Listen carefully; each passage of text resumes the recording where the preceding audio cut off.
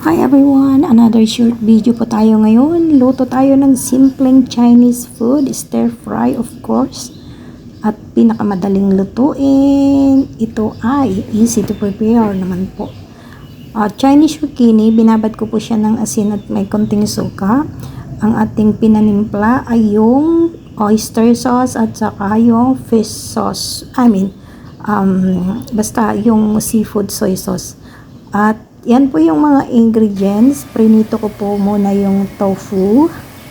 At saka as in toasted po siya. Tapos linagyan ko yan for optional lang naman po yung ating capsicum para may kulay. At yan po yung shrimp. Ito po yung bawang. At yan po yung binabad ko na zucchini. Chinese zucchini po. Ayan. Tinanggalan ko po siya ng kanyang seeds. Oo. So, yan. Stir fry na tayo para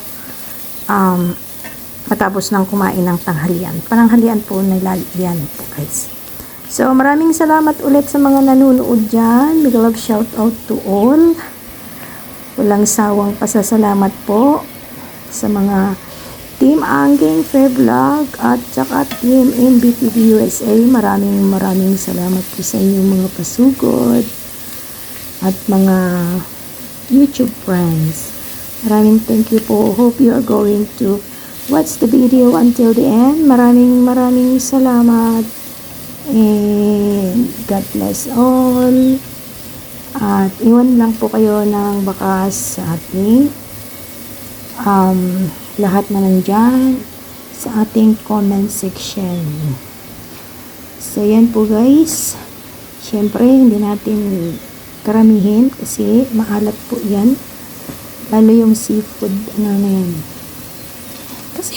Kasi ayaw ko po sanang gamitin yan kasi masyado siyang maalat, pero yan ang pinabili ni Amo na siya daw yung ating gagamitin soy sauce. Hindi ko alam kung anong meron dyan, pero pag wala siya dito,